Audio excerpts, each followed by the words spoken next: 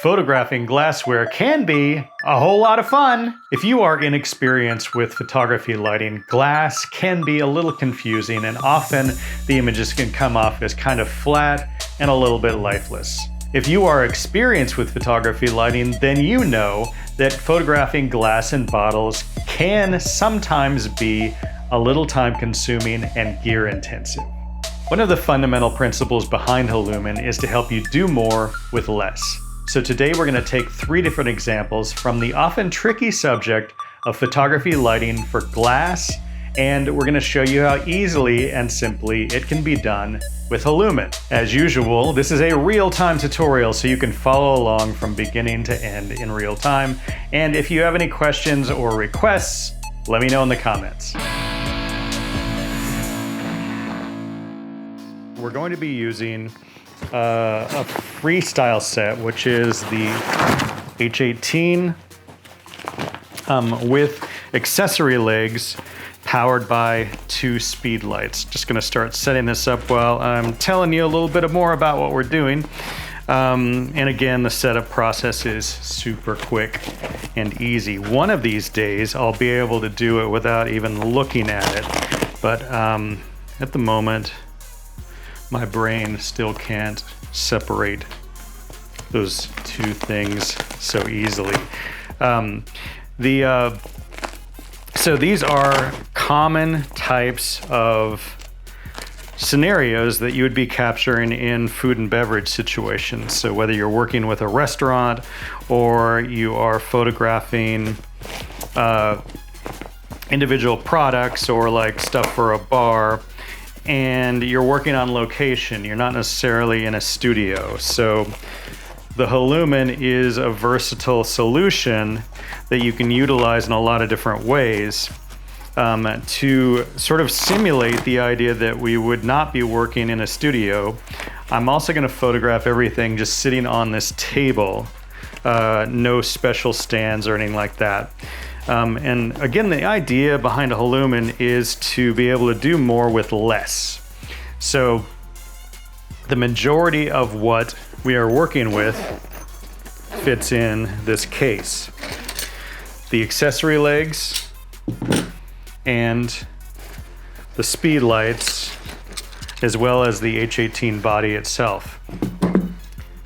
So your whole lighting kit basically walks in the door in this blue case. Speed lights in the back pockets, accessory legs in the front pocket, and the H18 in the middle. And then your camera, whatever you're using. So you can go from location to location and you've got this tight package. On the third image, the third item that we're going to be shooting, which is a soda bottle, that is a really complex item to shoot. And in order to make it work, we're going to be using an additional bounce reflector, but we're going to be using the same number of lights with Halumin. So when I get to that, I'll explain it to you a little bit better, but just so you know, a 5-in-1 bounce reflector that we're going to be utilizing for that last image. And that's the whole thing. Like, Halumin is not the end-all solution for everything. You can certainly get a good image of that bottle with just the Halumin, but we want to get a great image of that bottle with Halumin that looks like a high-end image. And we want to do that in camera as much as possible so that we don't have to spend as much time editing. So with the speed lights here, I'm setting these to 7, so 70% power, and they'll both be set at that. So all things are even with inside of the lighting environment. And that's always a good starting point. I actually find 70% power is a pretty comfortable place to start, and you can do a lot with that. All right, the speed lights are attached, and now we're gonna set up the accessory legs on here. Today we're gonna use them a little bit differently than you've probably seen them used in the past. These rubber tabs that surround the Halumin are where you can attach the accessory legs. They are durable and they're made to handle the extra pressure that those latches put on it. You can, if you find you try to attach the accessory legs or anything that uses these latches to any other part of the body, they're not designed to go on the rest of this sleeve, and the reason for that is we don't want it to wear over time. So they'll actually be kind of loose if you put them there. You can certainly still use them like that, but that looseness is designed to deliberately so that it doesn't over time wear out this pocket, because I'm sure if you've ever used bounce reflectors, I think you've probably experienced that a little bit. Now what I'm doing with the legs that is different than I normally do is today we're going to use them kind of like a little, like an easel. The Halumin itself is going to be standing on its end and just leaning up against the back of this table. And that's one of the things that's really great about the accessory legs is they articulate however you need them to work. So you can see just like that, it's just leaning against the back of the table. And this is our rim light setup. Like we're set up, we're ready to capture this first image. Got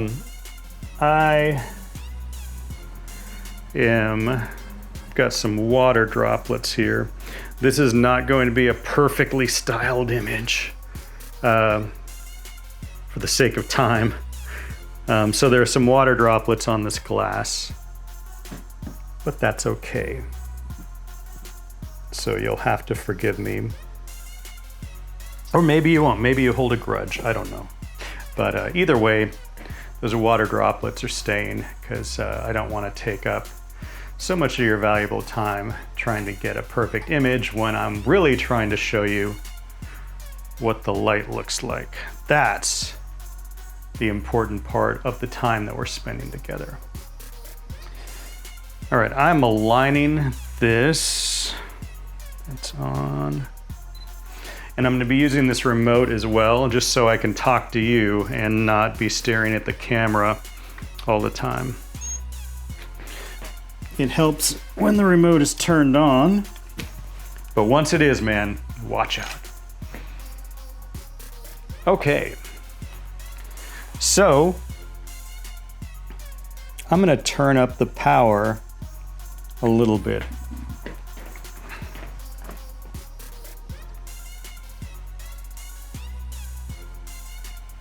To 8 on that. And so what this is doing is we have a clear glass and a clear liquid, and we've got a rim light set up around that.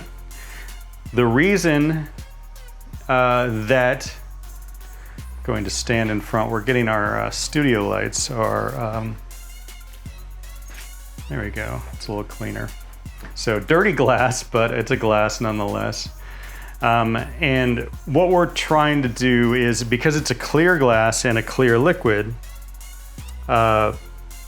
we don't have to front light it. There's nothing to front light. We can send all the light through that glass and through the liquid. And we get those beautiful highlights on the sides of the glass, and then we get the light to transfer through.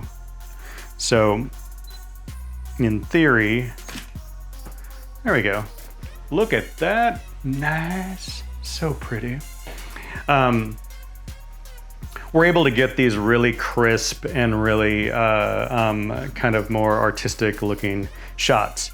Anytime you're using, this can be a wine glass, this can be a champagne flute, this can be a martini glass, but if you've got a clear liquid and a clear glass, a rim lighting setup is great for getting these dramatic shots. You also have an opening behind you, so you can get the restaurant or the location into that image. As long as you're controlling the lighting here relatively, you can see I've got studio lights. It's not completely dark in here, but we've got the light, we've got enough light coming through the Halumin that it blows out or it can darken everything else out. But if we had a view, like if this was a restaurant with a beautiful view, you could set that up and get that image, or the bar shot, or just a piece of the wall of the restaurant, but that incorporates that vibe of the place, the location, into the image. Anyway, clear liquid, clear glass, pretty straightforward, and sorry about the water droplets and the dust that might be on that. I haven't looked at it close up, but I am imagining that it is there. All right, the second thing that we're going to capture, recently I did a video where I captured this bottle of truffle oil. And I did it right next to a traditional lighting setup to show how much faster you could do the exact same setup with Halumin. Now, the truffle oil is another kind of a problem that you might encounter in food and beverage shots, and that is a label and a clear liquid. Front lighting, clear things, doesn't always look very good. So that rim lighting around things looks great, but when you've got a label, that has to be front lit or you're not going to be able to see it. In the rare case that it's just a silhouette, you can get away with it. But for this scenario, we have a label that has to have some front lighting on it. I'm going to flip this around so that it has a different stance. And so what we're going to do with this setup is we're going to put the Halumin at an angle to the front so that we get some light from this side that comes in and front lights that label, and some light from the back that gives you the rim lighting and captures the edge. At the same time, you may have noticed this little flappy flap that's on the back here. This is just a piece of metallic cardboard, and it is going to reflect some of the light from that Halumin through the bottle so that we don't have a dark, lifeless liquid. We're going to see the color, that yellow of the oil. Like everything in these tutorials, it's oftentimes the positioning of things that takes the longest. So I just gonna scoot.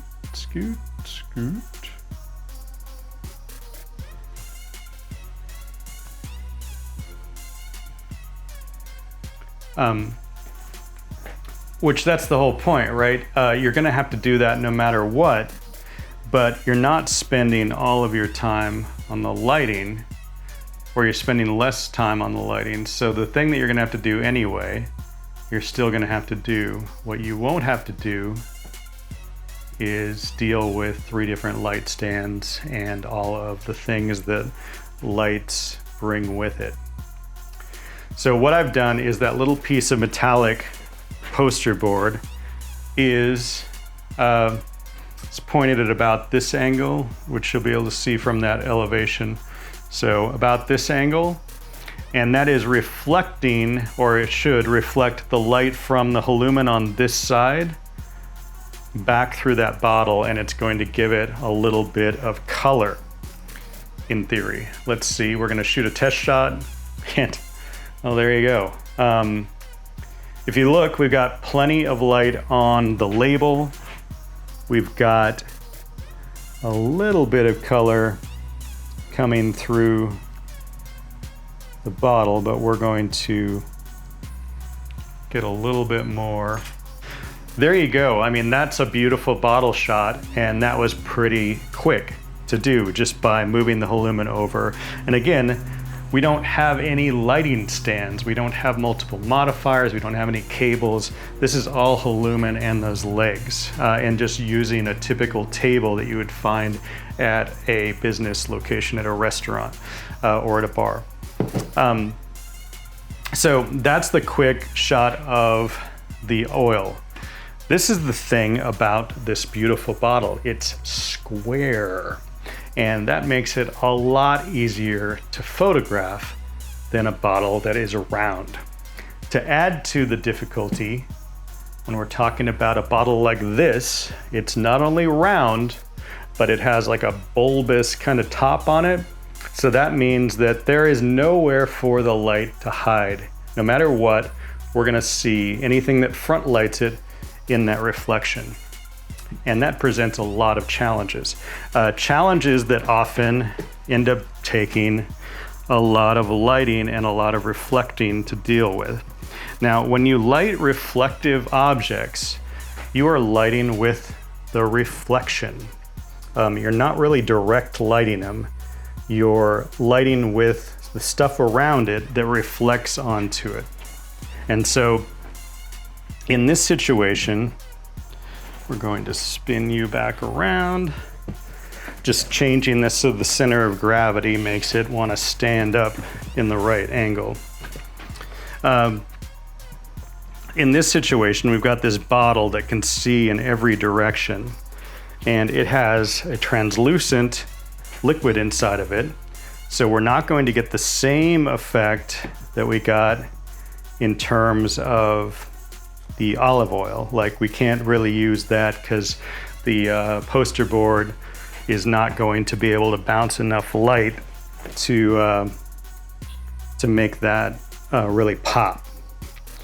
But the Halumin, by bringing all the light around it, is going to make that liquid glow, which is great. That's going to work out really well for us. So I'm going to take the power up to 10 on this one, and now there is only one light inside of the Halumin, and there's a reason for that. I'll show you very shortly.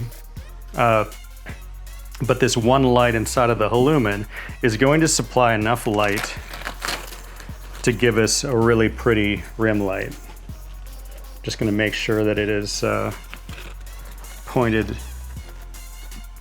as much as possible in that towards the reflector that's in there. All right, so now we've taken the other flash out of there and we have another flash to work with. So we're not adding more lights to the equation, we're just going to reallocate one of the lights that we were using. And I should also note too, I've got a polarizer on my camera for this, and that just gets rid of some of the unwanted reflections and adds a little bit more crispness to it. When you're working with glass, it's often a good idea to do that, because it just gets rid of some of your reflections that you're not going to want to have in the picture. I'm just making sure we're back far enough to get a little bit of breathing room on this image. So I'm going to turn this light off and we'll see how we're looking with just this setup. Okay, that's not bad. You can see the liquid's got a nice glow and we've got a nice rim around the bottle. I'm gonna try just opening up the light control ring on the bottom portion a little bit, and that will let a tiny bit more light out on the bottom and maybe get some of that lower portion to glow a little bit more. That's nice. Okay, so we've got that. I'm gonna do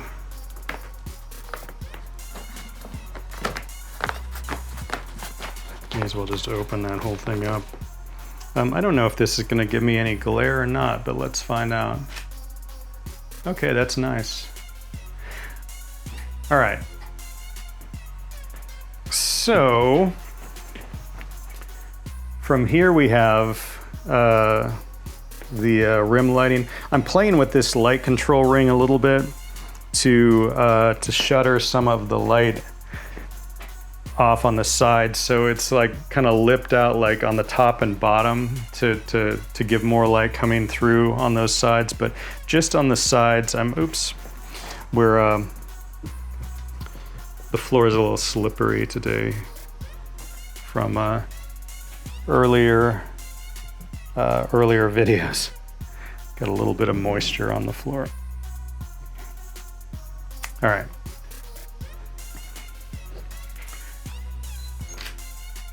Okay, so this is a good starting point.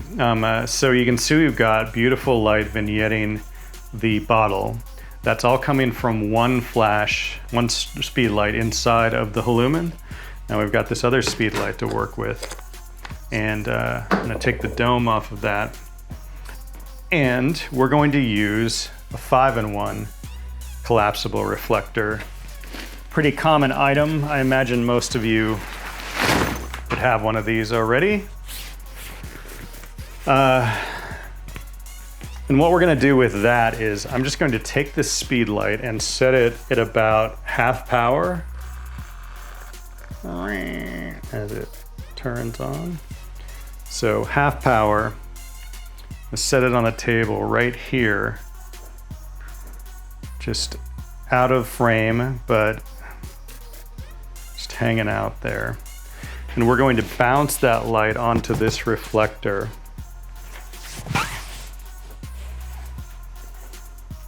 What this will do is this will give a nice diffused front light. It actually looks a little bright, which is great, because if it's a little bright, we can take it down a little bit. Always better to have too much light than not have enough light.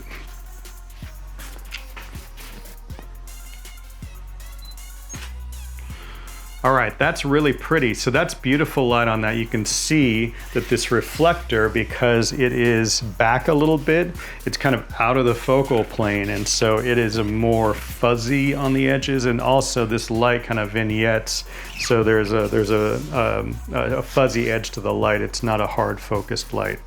Now, this is the thing that is going to make this image look like $1 million. A little bit of mist. We'll take that from a common looking bottle to a just out of the cooler, ready to guzzle kind of thing. And you can see when I shoot this, going from that first image to this, it's like, it just looks so much more delicious. Something about that, little beads of water are amazing. Well, that wraps it up. Thanks so much for hanging with me for this session.